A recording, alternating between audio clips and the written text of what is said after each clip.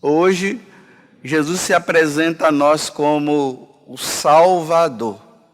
Não existe salvação, não existe outra forma de salvação para nós, a não ser pela pessoa do nosso Deus, com esse nome de Jesus Cristo, a segunda pessoa da Santíssima Trindade, o Pai, a primeira, o Filho, que é Jesus, a segunda, e terceiro, o Espírito Santo.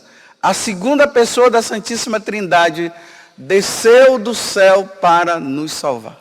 Isso precisa ficar bem claro para nós. Jesus não veio à terra para dar emprego para nós.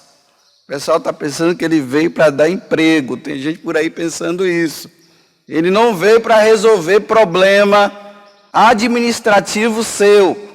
E tem gente que está pensando que ele veio para isso. Aí quando Jesus não resolve, fica zangado com ele e abandona.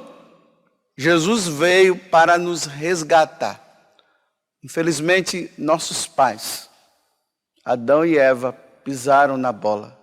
O que Deus tinha dado para nós, de vida eterna no paraíso e de felicidade eterna no paraíso, infelizmente eles caíram na armadilha do diabo. E é por isso que hoje nós temos que viver do jeito que nós estamos vivendo. Mas Jesus veio nos resgatar. Quando nós lemos a passagem do Evangelho de hoje, se nós lemos de uma forma muito superficial, nós vamos acabar achando assim, que Deus ele realmente veio assim, olha, para sarar os cegos, né? Curar os cegos. Aí todo mundo fica, os cegos vão para Jesus curar, como o cego Bartimeu, né? Aí está falando aqui dos presos, dos que estão cativos. Ele veio tirar os cativos, dar liberdade. Os pobres, ele veio para os pobres agora vão ficar ricos. Não é isso. Nós temos que olhar da forma espiritual. Olha bem, o que foi que o diabo fez conosco? Ele nos fez ficar cativos dele. Outra coisa que o diabo fez, que Jesus está dizendo aqui, ele nos fez pobres, porque a maior pobreza do ser humano foi perder a maior riqueza que é Deus. Então nós ficamos sem Deus, por isso nós ficamos pobres. Outra coisa que o diabo fez, com que nós ficássemos cegos. Cegos como? Perdemos a visão de Deus. Não podemos mais enxergar a Deus. Ele nos prendeu e nos deixou oprimido. Uma opressão está sobre nós. Então Jesus veio nos tirar essa opressão. Naquele filme que o Mel Gibson fez sobre a paixão do Senhor, ali mostra como foi que aconteceu a nossa libertação. No momento em que Jesus, ele diz, Pai, em tuas mãos eu entrego o meu espírito, e ele dá o último suspiro, aí Jesus se inclina e morre. Aí uma lágrima cai, e quando ela bate no chão, o diabo começa a gritar e se espernear. Então, naquele momento que o diabo começa a se espernear, é o momento que aconteceu o decreto, acabou o poder de Satanás, ele não tem mais poder. Ele não tem mais como nos deixar cegos, ele não tem mais como nos deixar cativos, ele não tem mais como nos oprimir. Ele foi vencido com a morte de Jesus na cruz. Então, quando Jesus ele abre esse livro e ele está dizendo tudo isso, ele está dizendo, quando eu morrer na cruz, olha lá a cruz ali atrás. Quando eu for oferecido ao Pai como sacrifício, acabou o império de Satanás. A porta do céu se abre para nós. A porta que estava fechada. E agora nós temos acesso para voltar e estar com o Pai e poder ver o Pai novamente e viver no céu com Ele. Isso foi o que Jesus veio fazer. E se nós não entendermos isso, nós vamos ficar atrás de Deus, atrás de Jesus, em busca de coisas materiais, em vez de nós buscarmos a nossa salvação. Tem muita gente que se tornou cativa do diabo. Como? Vou dar um exemplo. Aquele pecado, porque o que é que o diabo quer? O diabo quer que nós pequemos. Assim como Jesus vem tirar o pecado, o diabo quer colocar o pecado em nós. Entendam muito bem isso. Por quê? A única coisa que poderá nos impedir de entrar no céu, a única coisa que vai nos impedir da salvação nossa é o pecado, principalmente o mortal. Entendam isso, meus irmãos. Não basta você fazer adoração, você dizer que você reza seu terço, você dizer que você até participa da missa, se você continua no pecado, a missa não está tendo função nenhuma na tua vida. O terço não está tendo, a adoração não está tendo função nenhuma, porque você não se liberta do pecado que poderá te levar para o inferno um dia. Aí as pessoas dizem bem assim, olha como é que o diabo cativa. O diabo coloca ela naquele pecado. Aí ela diz, não, olha padre, mas tudo que eu peço Deus me dá.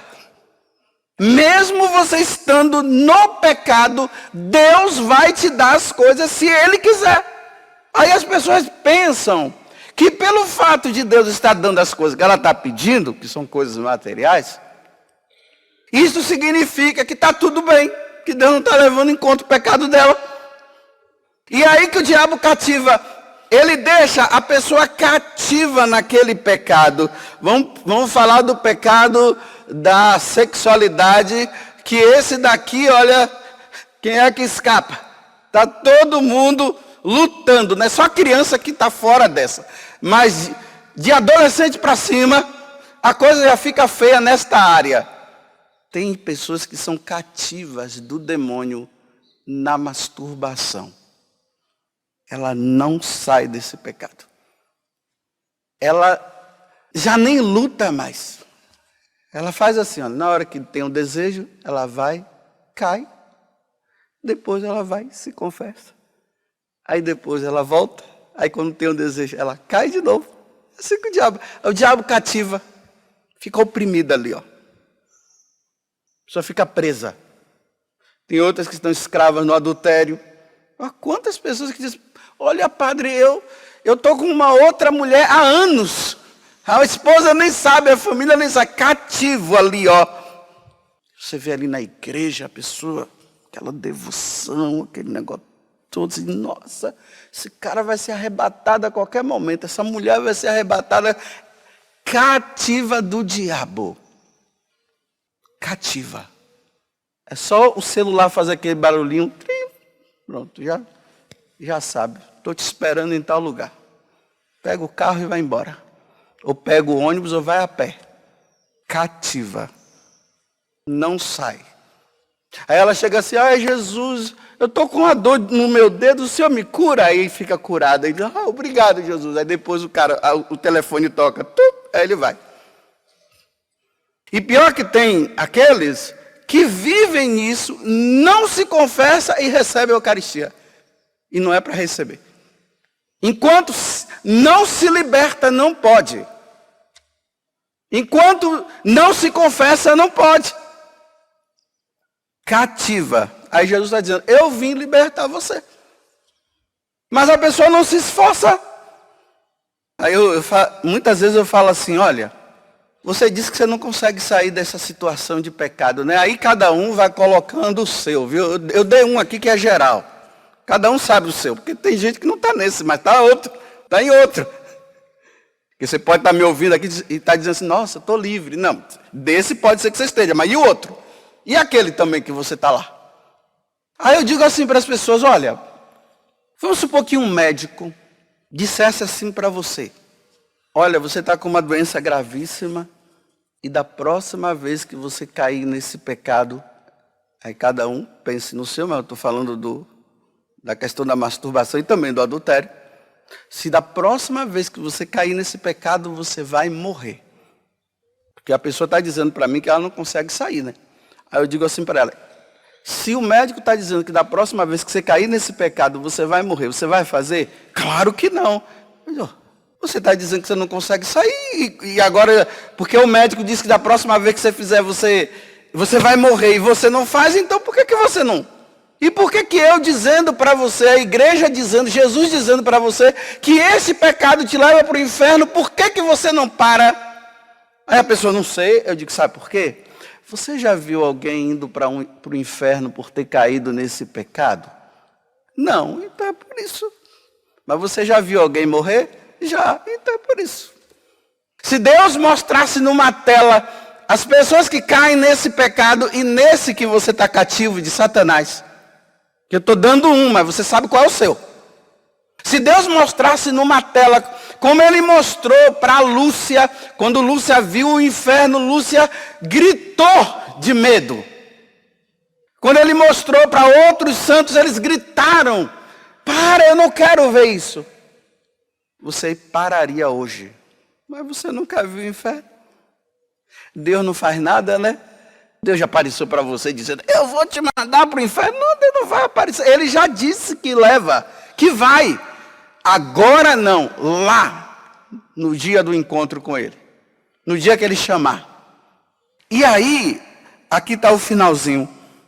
Jesus termina dizendo assim, olha, para proclamar o ano da graça do Senhor. Esse ano da graça é o Kairos. Mas não é esse Kairos de encontro de final de semana não, viu? Porque agora o pessoal acha que Kairos é só em final de semana. Aí ficou como um título de encontro. Não é. O ano da graça é aquele ano em que, lá no Antigo Testamento, Deus dava de 50 em 50 anos, tinha o ano da graça. Todos aqueles que tinham a dívida, no ano da graça, toda a dívida era paga. Ninguém ficava devendo mais nada. Olha como o povo de Israel esperava o ano da graça. Para entender melhor, você lembra do ano da misericórdia? É que o ano da misericórdia. É o tempo que todo mundo fazia a revisão e está tudo pago. Ok, aí Deus diz assim, está tudo esquecido, fiquem tranquilos, eu não lembro mais de nada. Tudo que vocês fizeram, dívidas, não, está tudo esquecido. Fiquem em paz, rapaz. Senhor, o ano da graça para nós é esse tempo da encarnação do Verbo, do tempo que ele anunciou a boa nova e disse, saiam dessa vida errada. A morte dele na cruz, que acontece a redenção. A subida dele ao céu, lá nos evangelhos diz assim, que Jesus ele ascendeu, ele foi para o céu, sentou do lado do Pai, e agora ele está esperando que nós criemos vergonha na cara, como eu sempre falo. O ano da graça, que é o ano da misericórdia, é isso aqui. Que agora as pregações o pessoal fala, né? Deus é misericórdia, meus irmãos, não é isso? Deus é amor, meus irmãos. Deus ama você do jeito que você quer. Esse é o ano da misericórdia. Então tá assim, olha, eu erro e digo perdão. Aí ele, tá perdoado. O ano da graça, tá vendo?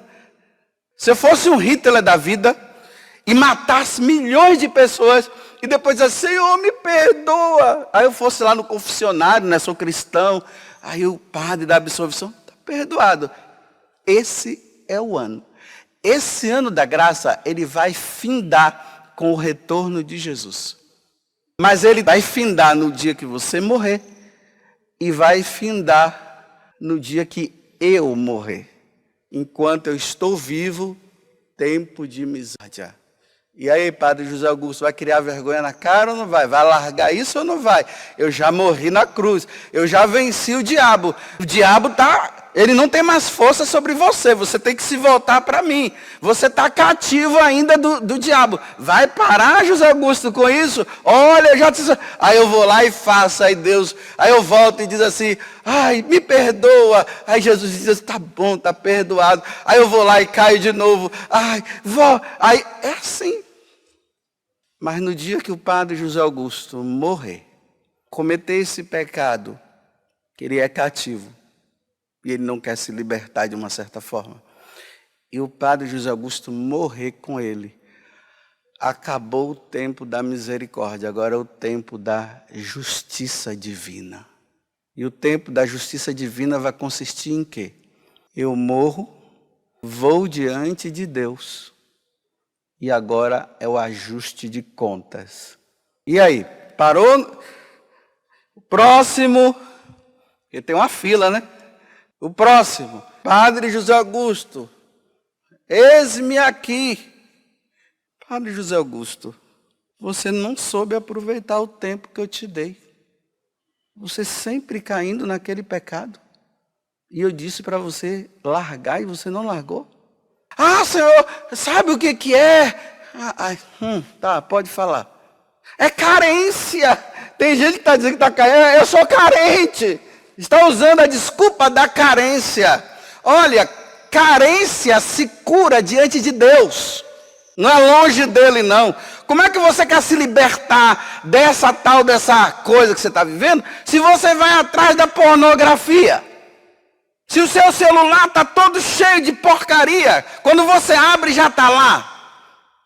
Vocês sabiam, né, que o YouTube dá para você o que você procura. É assim. Se você procura pornografia, quando você abre aí já manda um monte de... Todas as janelinhas, tudo pornografia. Se você procura as coisas de Deus, as janelinhas, tudo coisa de Deus. Então, o que você coloca lá, ele te dá. Olha o cativo, né? Aí o diabo cativa, deixa a pessoa presa ali, ó. Ah, Senhor, você sabe que eu sou fraco. Eu diante de Deus, né? Eu, Padre José Augusto. Ah, mas você sabe que eu sou fraco. O quê? Eu te dei força. Eu sou a tua fortaleza. E você está dizendo que você é fraco? Pronto. Ide para o fogo eterno, preparado para o diabo e para aqueles que o serviram. Você está disposto a ouvir isso de Deus? O pior, sabe o que é? Que as pessoas hoje não acreditam que Deus poderá fazer isso. Sabe por quê? Porque elas não acreditam mais na justiça divina. Elas só acreditam que Deus é misericordioso.